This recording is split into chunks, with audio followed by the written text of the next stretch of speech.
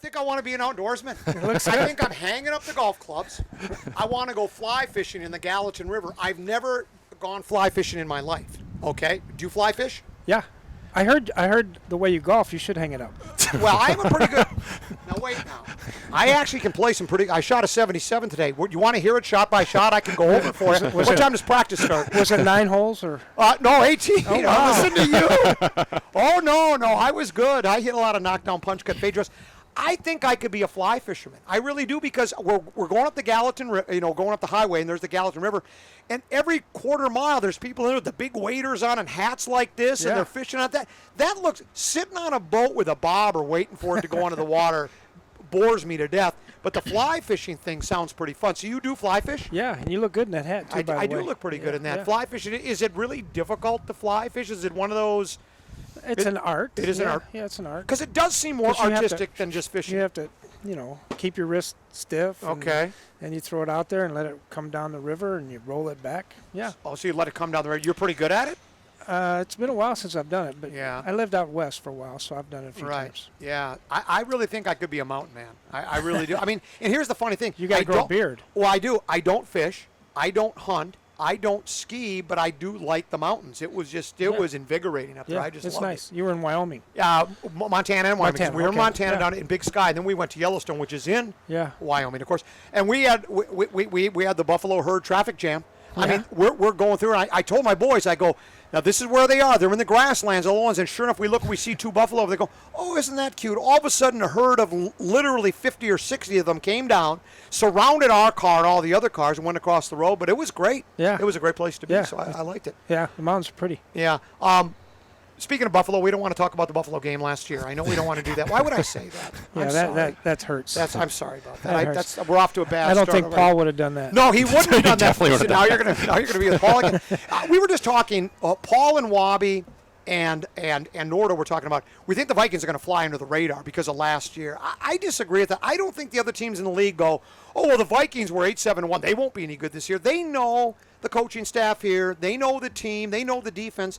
I don't think you're going to sneak up on anybody. I think everybody will be prepared. Would you agree with that? Or are you expecting to fly under the radar because of last year's record? I don't know that you ever do that in the NFL. I mean, every team's good. Every one of these quarterbacks have won a lot of games in their life, whether it's in college or professional. And everybody's got really good players. So it's whoever goes out and plays best that particular Sunday. Yeah. So again, I don't think people will overlook the Vikings or underestimate them. Is there anything? I know camp's just been early. You haven't even played a preseason game. That's Friday. Is there anything you've seen that really stands out that you like or dislike, or things you feel like you need to work on, or that you already got figured out? Or well, there's a lot of things we need to work on, but I was just sitting in that reason why I'm late. I was sitting in there with Gary Kubiak, and we were talking football. We were watching some tape and talking football, and then.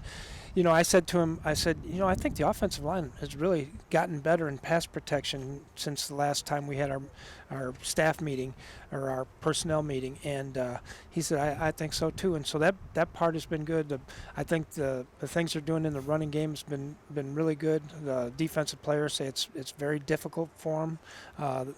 Some of the plays that they're doing, and Kirk's been throwing a deep ball really, really well. So I think it's been a good combination, and hopefully, put everything together. I think we have a chance to be a good football team. This offense, is it night and day different now than it was last year? Well, is it subtle changes, or? I would say it's it's night and day different. Okay. Yeah, I would say it's night and day different. And but it's not difficult to run. It's simple for the players, but night and day different. We're not hardly ever in the shotgun. Especially on first and second down, very, very rarely. There's always the threat of the running game, and the running game's been good. And I think Dalvin's looked good. Madison, the young back, I think he's done a nice job. I got this watch, this Apple Watch, and every time Hagan comes in my office, it goes breathe, breathe. It's like the heart rate goes up. He comes in, makes me come over and do these interviews. Right. Take a deep breath. I like that. So you like the running game? I mean, because I tell me if this is what I got figured out. When you run out, the reason the shotgun is because really you can only do one thing out of the shotgun. That's pass.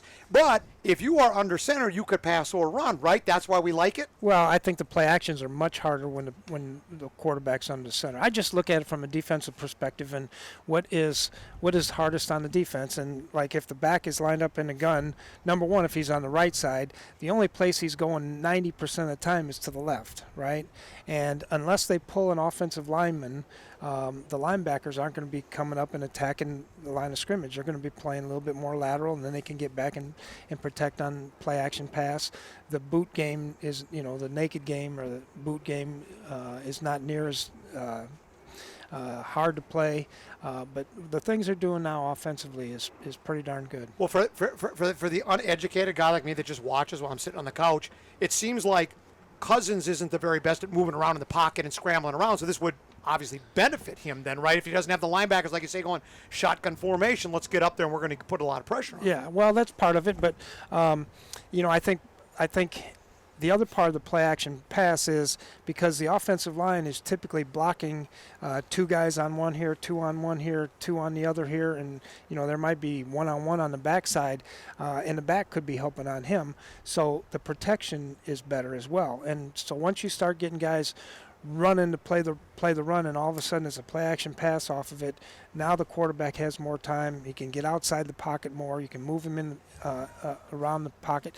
We've had I can't count the number of times that the quarterback's been out there on the perimeter and standing by the numbers with no one around him and have all kinds of time to throw the football. So that part's been really good.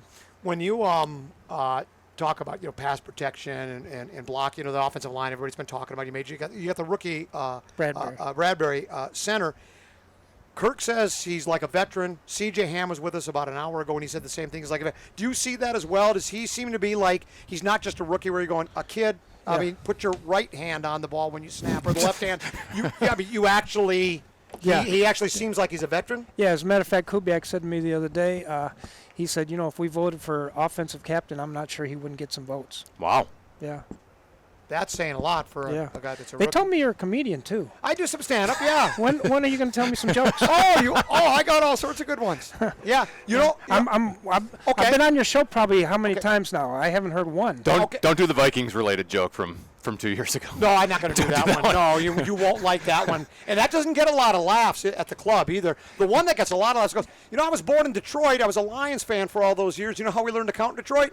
0-1, 0-2, 0-3, 0-4. That's how we learn to count in Detroit. Yeah, that's just part of the material. I got it. Is that one of the jokes? Yeah, another one is that's a joke. Yeah, I got all sorts of good ones. The Viking ones.